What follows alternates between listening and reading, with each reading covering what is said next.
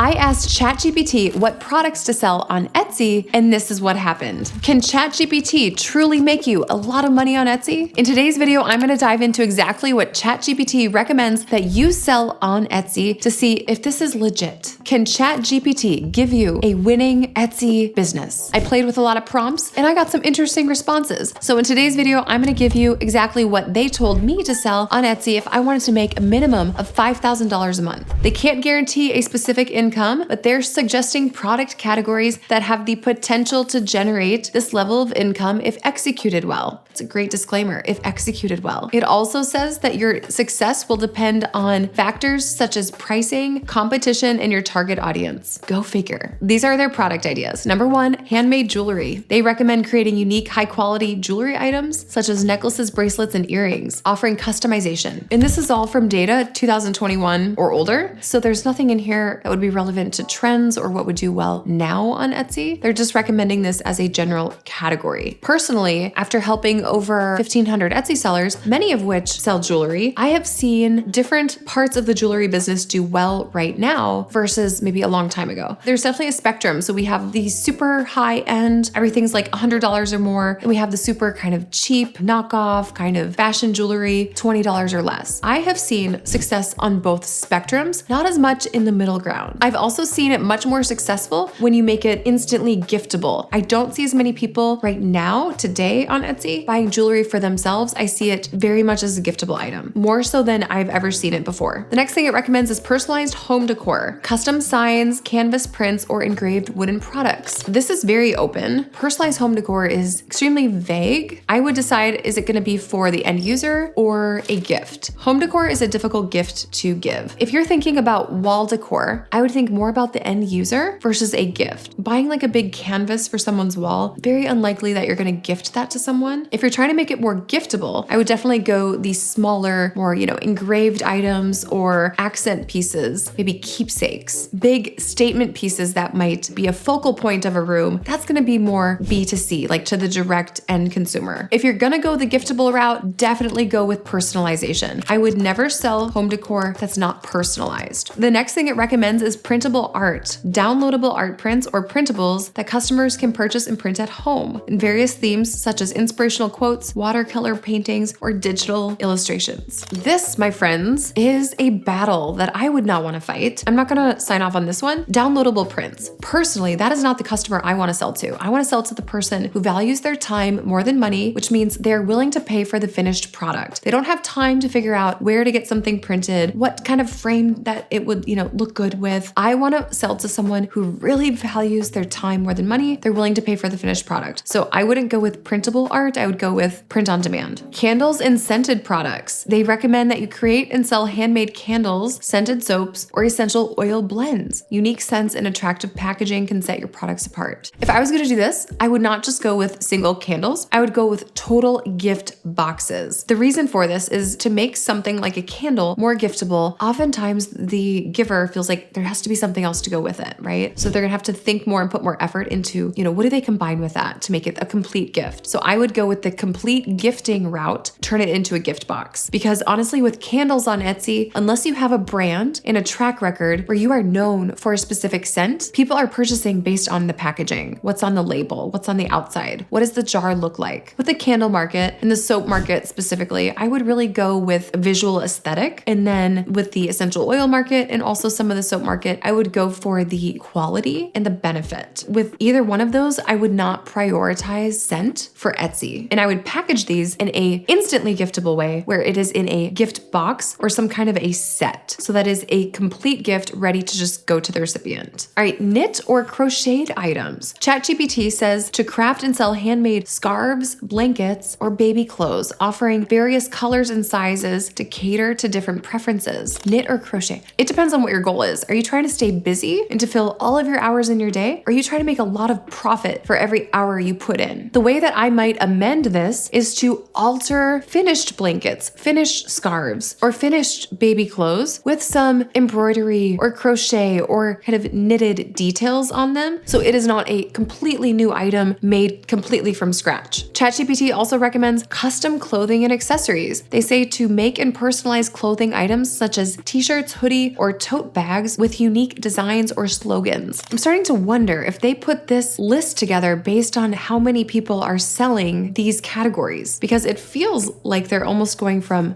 most saturated to least saturated. It feels like they're throwing out some very stereotypical categories here. If I'm trying to make a ton of profit on Etsy, I don't think I would ever start with t-shirts, hoodies, and totes. I would not focus on those things. We've worked with over 1,000 Etsy sellers. About half of them do print on demand. The ones who do the highest volume, I'm talking like $100,000 or more per month, they typically do not focus on t-shirts, sweatshirts, and totes, if at all. I'll leave it at that. If you are curious what product types those shops sell, feel free to reach out to us. My team and I would be happy to talk through a strategy for your shop. Right, the next thing that ChatGPT recommends is vintage collectibles. So this is kind of a one and done type of a purchase. This is unless you are really close to a source for vintage items, where maybe you could get like multiple units behind something. They're recommending antiques, vintage clothing, vinyl records, mid-century furniture. Now, the furniture might be an interesting way to go because it's a higher average order value. So your profit per item is going to be nice and high. This is if you're comfortable shipping things via freight. It's not that difficult, but you want to make sure that you have the margin to do that. So if you're not located in an area where you can get repeat vintage items so that you have multiple units behind a listing, then you're definitely going to want to go with the model that we use for selling like original art on Etsy, where you never let a listing get sold out. This is so important because if you let these listings get sold out and you end up with like 1,000 sold out listings, there's no listing history to benefit from. Now they recommend digital downloads, very vague, offer digital products such as printables, planner templates, or graphic design resources, which have lower production costs. If I was going to go the digital download route, I would not go with planner templates. I would actually go with higher average order value digital downloads, such as website templates. I would actually hire a VA who can make the website templates and also service them. A VA who can really provide the full service. So when you're selling website templates, especially expensive ones, you're going to want to be prepared for an element of service, customer service, if there's issues that come up. The Etsy seller oftentimes doesn't have the ability to provide customer service support that's required. So if I was going to sell digital downloads, I would go higher average order value, something like website templates, and I would create their relationship to be where the person who makes the products that I'm selling, so I'm not going to take, years to become an expert at this. I'm just going to outsource that. I'm going to have them provide the fulfillment of the customer service just in case there's issues. Right now, ChatGPT says to do art prints and illustrations. They say to sell prints of your original artwork, illustrations, or digital art. Consider limited edition or signed prints for added value.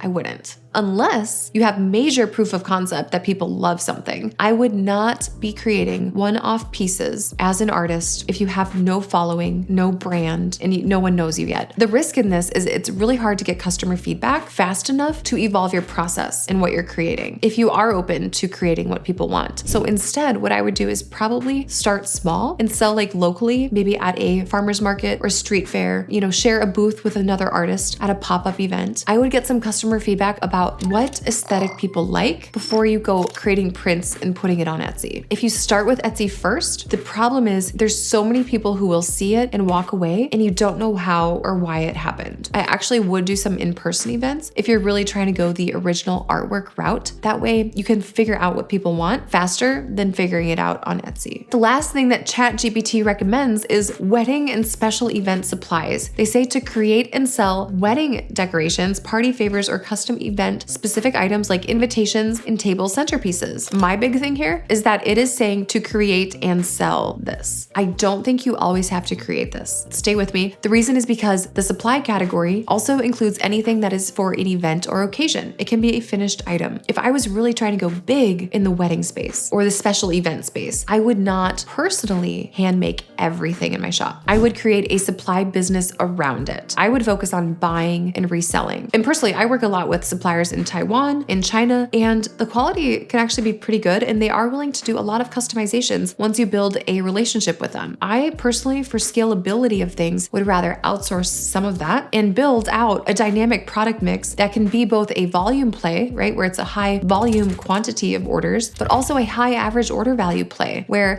my suppliers can make things larger, grander than I could ever physically do myself. And then at the end, ChatGPT gives these recommendations, have good product quality, effective marketing, customer engagement, pricing, and consistency. To me, that looks like an Etsy 101 $97 program. Boom, boom, boom. Will that move the needle? No. That's not gonna make you $5,000 per month. There's no tactics or strategies in here. It looks like they just scraped the Etsy platform and maybe some blog articles and things to get some general tips. So if you are looking to make money on Etsy or online, I don't recommend asking ChatGPT how to do it. I recommend talking to someone in person, whether it's someone you know, someone online, actually get some dialogue going to really get your business off the ground. ChatGPT doesn't quite have their finger on the pulse per se with the tactics to grow an Etsy shop to $5,000 per month. It had some nice fluff ideas, but if you want to have a conversation about how to really do this, just reach out to us. My team and I are standing by. You can schedule a free call with the link below, and we hope to talk to you soon. I've gone from about $1,500 to $2,000 in revenue a month